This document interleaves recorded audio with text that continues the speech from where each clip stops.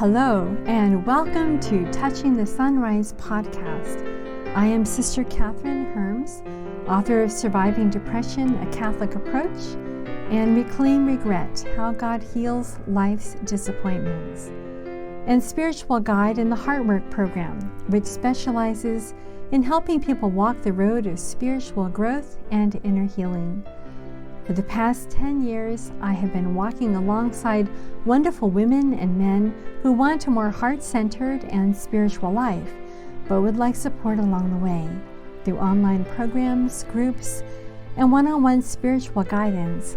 I walk with people along a contemplative and healing path, one that has been trodden for thousands of years.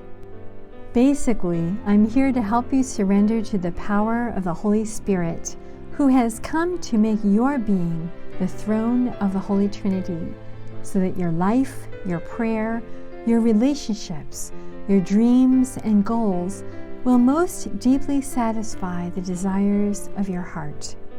You can find out more about me and what God has led me to do in the world by visiting my website, touchingthesunrise.com.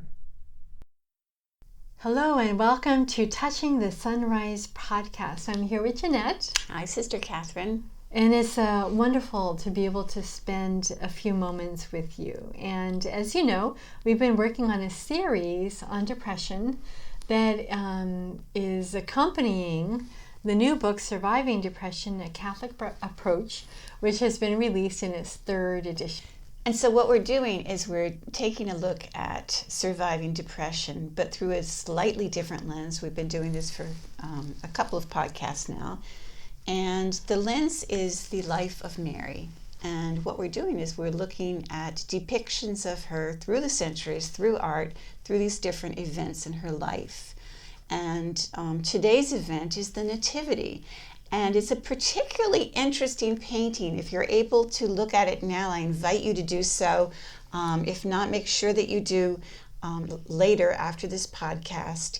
The artist is Eleanor Fortescue-Brickdale, And what's interesting about her is that she was known as the last of the pre-Raphaelite painters. And pre-Raphaelism is, of course, a very specific style that is not the style of this particular painting. She actually did some other, I would say, quote-unquote, holy kinds of art. She's done St. Catherine of Siena, St. Joan of Arc, all in that pre-Raphaelite look. But this watercolor is strikingly contemporary for someone who was born in the latter part of the 1800s. Mm-hmm. And I wonder, Sister Catherine, why it is that you chose this particular painting to depict the Nativity.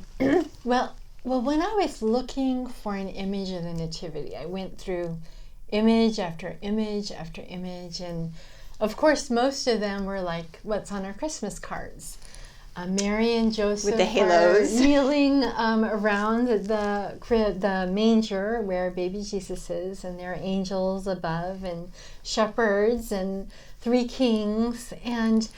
But I wanted something that really would connect with us. You know, when we're talking about depression, we talk about faith, we talk about prayer, spiritual life, but in reality, the experience of depression is really difficult, can be very lonely and isolating. And I had this feeling, this sense that Mary, at that moment when she had given birth to the Son of God, that was a very quiet, perhaps lonely moment for her. Normally, I would suppose her mother would have been there, and a midwife would have been there, someone whom she trusted, who could help her. Mm-hmm. And in this image, and maybe you'd like to describe it, but in this image, she's by herself, and it's almost in that little interval between when the child is born and when the shepherds arrive. Right, so let me talk a little bit about the painting for people who don't have it in front of them. It is a very contemporary look. It's got several cows in the background. They are divided into a different stall. which is significant right there, to think that, the Son of God is being born in a place with stalls. And Mary is in the foreground. She is actually in the act of wrapping the baby in the swaddling clothes. Her feet are bare, her legs are out in front of her. She's probably exhausted. And what's particularly interesting is that we don't see her face. That's hidden. So that, I think, increases that sense of loneliness and of isolation. We can maybe assume that she's got a warm maternal smile on her face, but we don't know that. Mm-hmm. I'm thinking also that at that moment, here's a girl of 15 or 16 years old, probably, and she realizes, I am the mother. Right. Instead of saying, I need to tell my mother about this, I need to be with my mother, I need to have my mother's comfort. Oh my goodness, I'm the mother. I am the mother. And not only the mother of this baby, but as Gabriel announced to her, she's mother to the world now. Yeah, the awesomeness, the mystery, and walking into that mystery must have been almost a frightening experience, a lonely and isolating experience, as is depicted in this image for those few moments in between. I'm thinking also, as we spoke about the Annunciation, the words of the angel about who this child would be.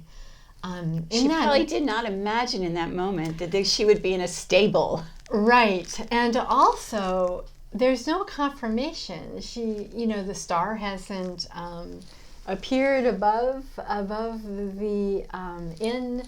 The kings aren't there. The shepherds aren't crowding around saying, hey, the angels appeared and sang in the skies and told us to come. It's just total silence, just her and the child. And what a moment of faith, right? And so I was just very, very touched by this. Also because I think when we're living with and suffering with depression, we also go through very lonely, isolating moments when we're in between where we were, where we will be, where we're maybe sitting in the stable in those places in our life where we don't have the angels singing right there. Right. When we don't have that confirmation and assurance that there's a plan and everything's working according to plan and things will turn out marvelously in the end. We don't always have that. Right. And so this picture is almost disconcerting, and I'm not sure why, but it speaks to me that Mary understands. Exactly. My moments like this. And again, I think you spoke about how Mary's not in this picture in the usual pose of the nativities, of wonder and awe and mystery and joy and prayer. She's kind of sitting in a little angled corner in the middle of the barn or stable, wherever this is, on straw with her legs straight out, no shoes on her feet, in very simple clothes. It's striking me now that it's almost as though the viewer were catching her unawares. Mm-hmm. That many of the nativity scenes that we're used to look very much posed. Like, here we are, and we're ready, and people can come in now. And this is almost like we just opened the door and she's not quite ready for us yet. She's still swaddling the baby. She's still getting her breath. She's still doing whatever she needs to do. So it's an oddly intimate painting that I don't think I've seen anything like before. So as we spoke about at the Annunciation, Tanner's image, full of light, full of hope, yet also in the ordinariness of a moment of her life. This also is another ordinary moment in a sense, but it's a little bit darker. She's not at home where she expected to be. She's not bathed in light. She's not sure what's going to happen after the census. She has to pick up and go to Egypt to rescue the child from the hands of Herod.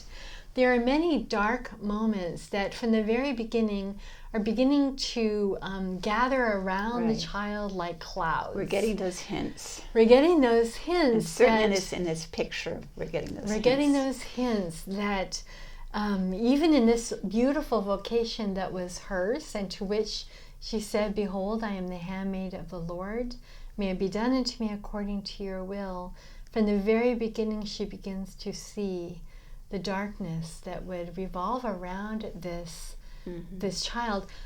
But what she can't see yet, and which will be much more plain to her, much clearer to her, is how this child then will bring light to the darkness of so many others.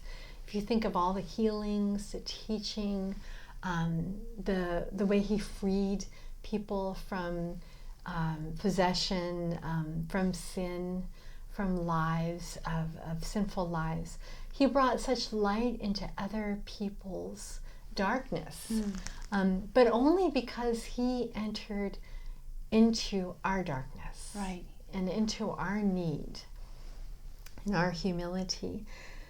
One of the things that really strikes me about this picture, and that I chose it for what we're going to be talking about today, was that it was very practical. Mary in this depiction is not posing in prayer or kneeling in prayer, or amazement and awe and beauty.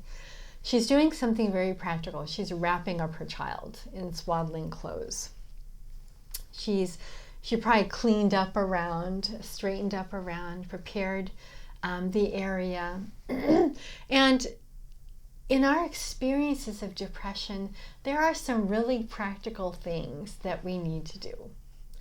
And so first things first, one of the first things all of us really should do if we're beginning to suspect that this experience of darkness is a little bit more than the blues and has been around a little bit too long, or I'm experiencing ways in which I'm relating or not relating to others that are unexpected and different, uncomfortable, that those are the times when we really need to go to a doctor and get a complete exam.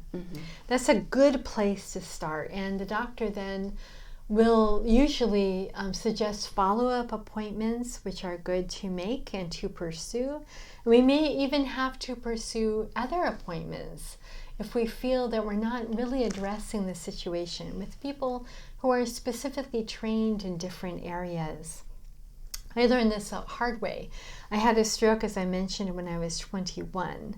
And so my follow-up appointments were always with a neurologist because I had had a stroke. And of course, I always got a clean bill of health. Everything was okay. But I was not doing well at all. You know, it took me a year, but after that year, I had gotten my balance back, my memory back. I was able to really go forward in life, but I never recovered that emotional stability. And no one could ever explain why. And so eventually, I was referred to a psychologist, and that was very helpful in addressing underlying issues that could be contributing to what was becoming more pronounced mood swings in my life, But when I moved away from my therapist, you know, there was this rapid cycling of my moods that began to happen, and I was getting more and more out of control and heading toward a breakdown. And it was then that I was referred to the Department of Cognitive Neurology at a nearby hospital. And sometimes in a hospital you get departments of varieties of physicians who come together from all different specialties, everybody looking at your records, your reality, your tests together, and coming up together with what they see is a really helpful plan going forward. And it was only there that I got on medication, that the temporal lobe epilepsy was diagnosed, and I was able to go forward with my life. But that was 12 years after. My entire young adult life, from 21 to 33, had been spent in this out of control emotional mood swing situation. So that when I finally got on medication and it was all like stripped away, all of this which I thought was me, it was an identity crisis. That must have been very frightening. am I? Right. If this was not me as an adult, who am I? Right. And that's when spiritual direction comes in to help you find out where you are, who you are in all of this. Where is God in all of this? How do you find your deepest self, the ground of your being? How do you pray in the midst of all of this? So I learned from that experience, and I freely share with people the value of really looking at everything together. And sometimes you yourself have to be the one to insist pursuing these different specialties. Right. And you have to, some of them are not specialties you're going to find in a doctor. You have to go look for a spiritual director yourself, read books in spiritual life or whatever it may be. But really to start with that physical examination and to move from there is really, really helpful. So it's one of the practical things that you can do from the very beginning. And also learning all you can about mood disorders is really helpful. There are plenty of spaces and places where you can pick up a lot of really valuable knowledge in this area so that when you speak with a doctor, you have questions to ask. Right. You can help make distinctions because you've read enough to be able to make those distinctions clearly. You have the vocabulary. Right. You've educated yourself in a sense. I'd like to pick up some on the medical process, because it's fine to go ahead and get the appointments. It's really wonderful to find people who are able to help you. But once your diagnosis is in place and once your treatment begins, there are two things that can happen. The first one is you start to feel better. Oh, it's all over now. It's great. It's good. I'm cured. Everything is fine. And you stop looking. You stop asking questions. You stop seeing what's going on with yourself because you feel so great. I know that I have a friend who was diagnosed, was on medication, felt fine because of her medication, went off the medication and had a really hard time coming back, so to speak. It was almost worse than it was before she went on medication.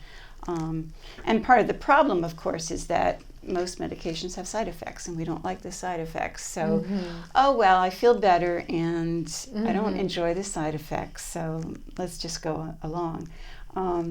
And so what happens then is you feel embarrassed because you've gone off the medication, you've gone off the treatment plan, and so you don't make another appointment. You don't go see your doctor again. You don't see anybody. And so that's really problematic. And the other thing that happens a lot is that if your first doctor doesn't make you feel better, doesn't get you up there to 100% where you want to be, you start switching doctors. I've heard of this happening, of people just sort of hopping from doctor to doctor, looking for the quote-unquote right answer or the right diagnosis or the right medication. And these things take time. It takes a very long time to really figure out what's going on with you because everyone experiences depression so differently, has different symptoms, and has different ways of responding to different treatments. So you really need to find a doctor you're comfortable with and then give them a chance to help you. And it may be that you'll try out some things that won't work. And that's okay because that's part of the process. I used to think that doctors knew everything. And they don't. They're as much in the dark about what's going to work for you as anyone else. They just know more about what to try and what the possible outcomes are. But be, as you said, be I hate to use this term, but an educated consumer. Keep your appointments. Keep reading about things. Ask your doctor questions. Make sure that you are on top of it because it is your health and your journey. And it may take a long time. It may take a lot longer than you want it to. But searching for the right treatment modality, searching for the right medication, searching for something that's not going to give you reactions that you can't live with. Keep informing your doctor how you feel. Keep informing your doctor about your ups and downs, and don't be satisfied with anything less, because the more you work on it, the better you feel. And then, of course, I'm just talking about the medical part. There's the whole spiritual part as well. Mm-hmm. I'm thinking, too, as I listen to you, Jeanette, that it's good to remember that a diagnosis can sound like a label, or it can sound like a life sentence. But a diagnosis doesn't touch our identity. No. With all that I went through, which seems very small in comparison with what others have gone through, depression is a part of my life. It's a part of my life that's here to stay. I don't feel depressed all the time, but I know I've learned from my own body and experience now what I can do and what are the, I don't want to use the words trigger, but they're like when I get a little bit past the right level,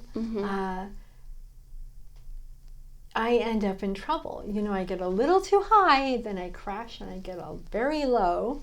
And it can take me weeks to get back to my normal happy touch. But, you know, as you say, you've got the experience of it now, and I think that's one of the things that will make things easier for people as time goes by, because they know, oh, I see you coming, sort of. I know what happens next. And it's not like you're greeting, you know, the symptoms like a long-lost friend, but at least it's something with which you're familiar. Yeah. So, yeah, okay, I get it. I see what's going on here. So we're talking about first things first, but everything you're learning, everything, all the experience you're accumulating is not something for just now. Right. It's something that's going to help you live a whole and happy life for the rest of your life.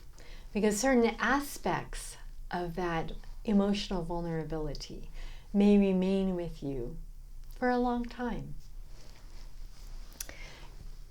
And because it's not your identity, I think we can talk about a way in which the church does help heal you from your identity.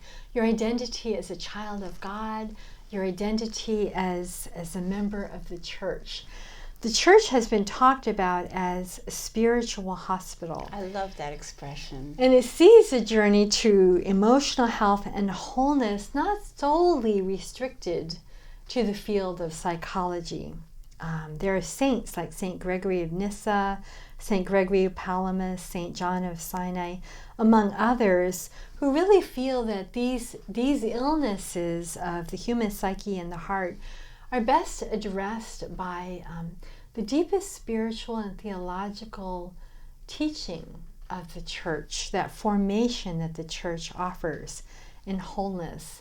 And that formation, that journey to wholeness, takes us always from being isolated, alone, from an individuality, toward a relationship with God, a relationship with the community, a relationship with oneself, and a relationship with all of creation. So going back to this beautiful image of the Nativity, Mary has this moment not of isolated individuality, even though she may have felt alone at that moment, but she, even at that moment, is connected with God the Father, I'm sure, with her Son, with St. Joseph, even though he's not in this specific picture, with herself. So there was a certain wholeness in her that we often don't experience, especially at the beginning of our experience with depression. So it's a journey towards this inward focus, toward a love that reaches out to God and others, toward this place that's really a spiritual climate, and not spiritualized climate, where we kind of layer over this spiritual little world to cover over and hide what we're really experiencing, but a spiritual climate that can take into itself all the reality of our human experience, and to know that God dwells in the midst of those parts of our life that we just want to get rid of, we hate, we resent, we resist. And in the Nativity, I think we see that especially in this image, Jesus came to earth to be a part of all those hidden places that we hide from ourselves and from others and from God, that we don't want. We want to kick out. And here he is in the humblest of abodes. There he is at the end on the cross in death, as a common criminal, rejected, forsaken by his own apostles.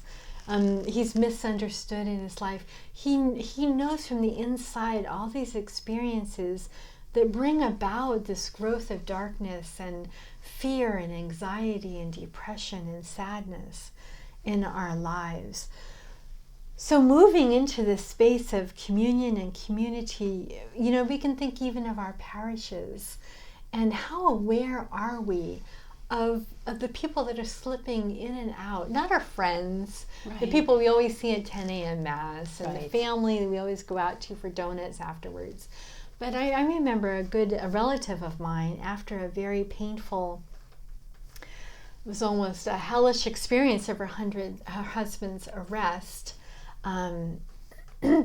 She hadn't been to church for a while, and she was slipping in and out of a parish, attending Mass, participating in Mass, and no one saw her, and she knew that no one knew she was there. Mm-hmm. No one knew she was there. Sure, they handed her a bulletin on the way out. No one knew her. And communion and community, being seen, cared about, asked about, can I be there for you? All of those are such important parts of healing. And we were created to have this communion with others and with God. And sometimes it's hard to feel that communion with God when we can't feel it with other people. Well, I think that's one of the other things that this image brings to me, is that even in this lowliest of place, and we can draw a parallel to the lowliest of feelings, God somehow makes it holy. And that there's this holiness that's part of us because God loves us, and it's part of our surroundings here because God chose this. And, the incarnation, in a sense, has made everything holy. Mm-hmm. And I love that comment you had, which I never thought about. At this moment, Mary was the mother of the Son of God, but she also became the mother of all of us. Obviously, Jesus gave her to us as a mother from the cross, but from this moment, she is mother. Whether she's aware of being our mother at that point or not, she is now mother. She's the new Eve. And she's my mother, and she's your mother. And just as we're going back and forth about this, what I'm really struck by is that there's something of the absurd, in a sense, about some of these mood disorders. In another one of our podcasts, you were talking about the many people who are extraordinarily creative who had depression. There are saints who suffered from depression, authors, poets, visual artists, musicians, all these people. And it's really interesting that not only do many people, and probably most people who have depression, go on to be productive, many people go on to be extremely creative. I think that there's something really special perhaps about touching the darkness and coming back into the light that might be inspirational. I'm imagining that. But it's really important also to know that, as the examples you gave, and as I'm sure people out there know, sometimes you can never completely leave it behind, and it's always going to be, as you said, a part of your life, almost a companion to you. And I just like to go back, as I'm thinking now, listening to you, there is no guarantee that if I'm suffering with depression that I'm going to become a poet. No, of course I'm not. going to become a songwriter. I'm going to write a book. We all know people who've gone through any kind of trauma and struggles in their life, or cancer, and have come out and written a book and become famous and helped so many people with their insights. But that isn't always the case. And if that isn't our case, we can't feel like I'm a failure. I was a failure even at depression. I didn't come out with some marvelous thing as a result of my depression. Right. I feel like sometimes God asks very holy people to walk solely in darkness and not to have the satisfaction of creative productivity from the darkness. There was no creative production on the cross. Jesus' tears over Jerusalem, he didn't write a book about them and all Jerusalem said, "Oh, that's so true, we change our mind." There was no immense transformation that happened through his suffering and the agony in the garden. He went to his death in darkness without a creative production as a result. But for all of us, the resurrection is there, whether we experience it in this life or experience it after. And often I feel too, in some respects, those who may not be experiencing, quote, the resurrection experience, or, quote, as I say, touching the sunrise, unquote, part of that may be because they aren't connected. They don't have the real connected friends that would help them through this. They, for one reason or the other, aren't able to really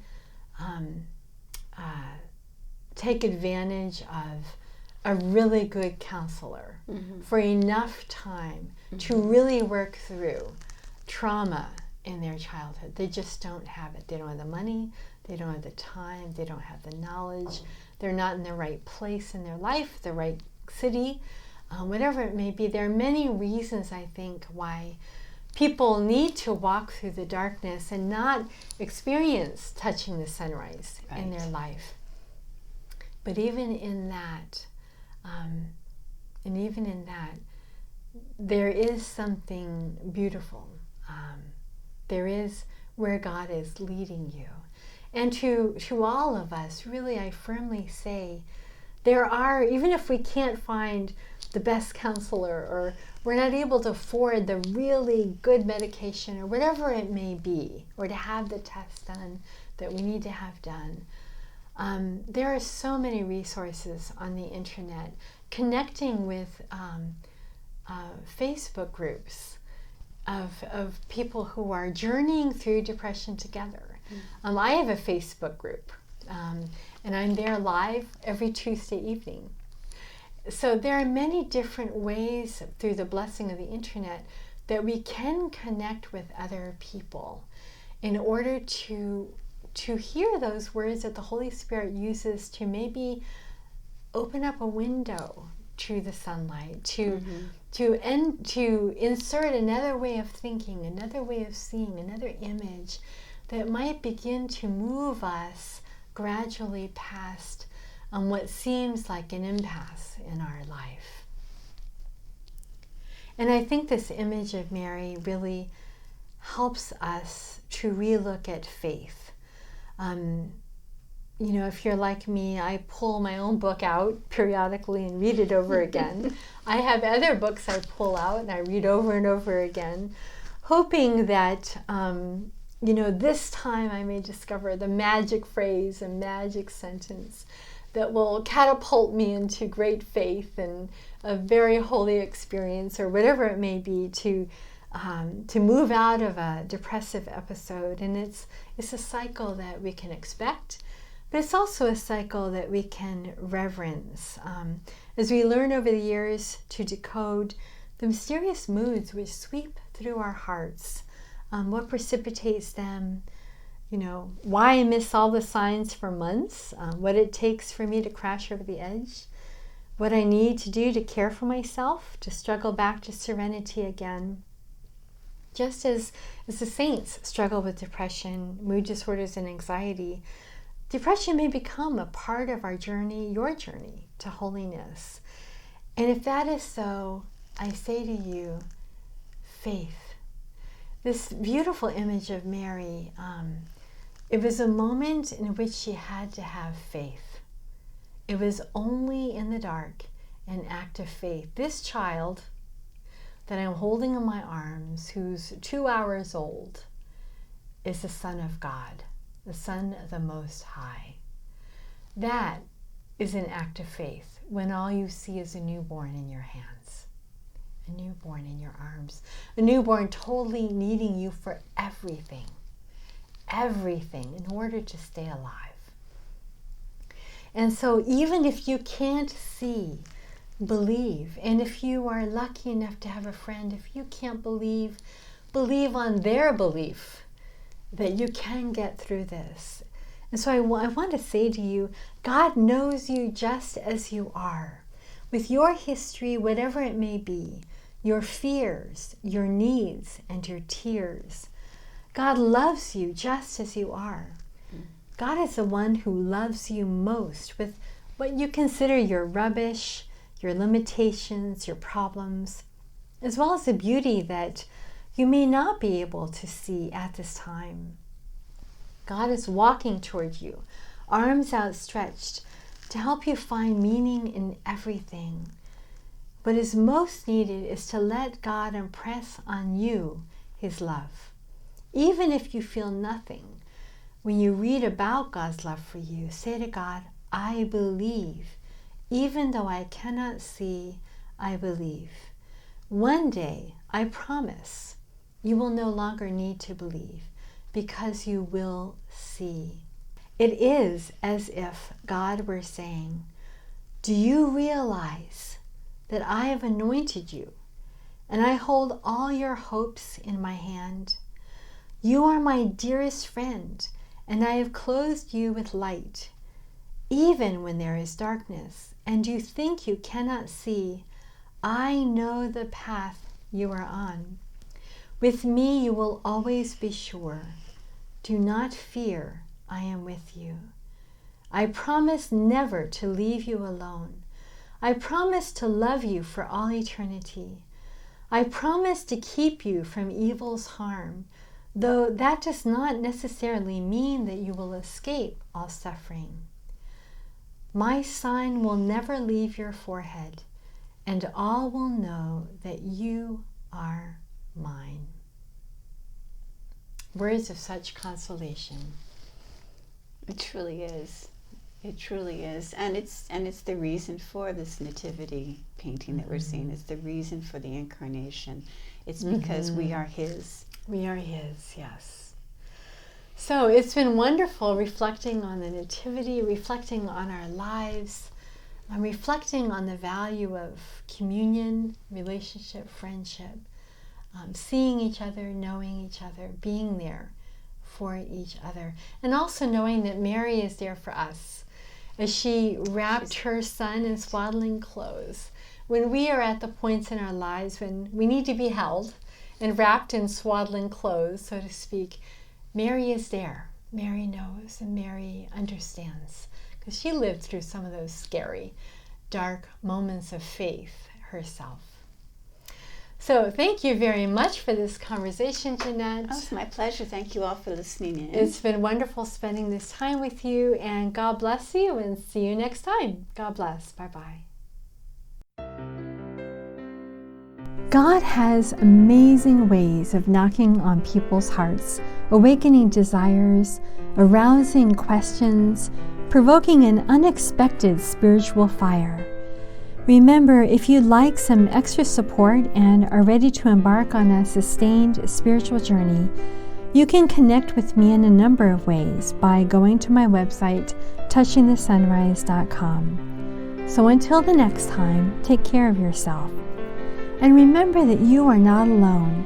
You are loved no matter what. And when you search within yourself, you will not only find yourself, but the throne of the divine Trinity. You have a calling, a mission, and every gift, every grace, every moment, even every fall, mistake, and sin is a step toward your completely and wholly being taken up into the mystery of God's love for you and for all creation. Remember always that you have a treasure of inexpressible joy hidden in an earthen vessel, small and fragile.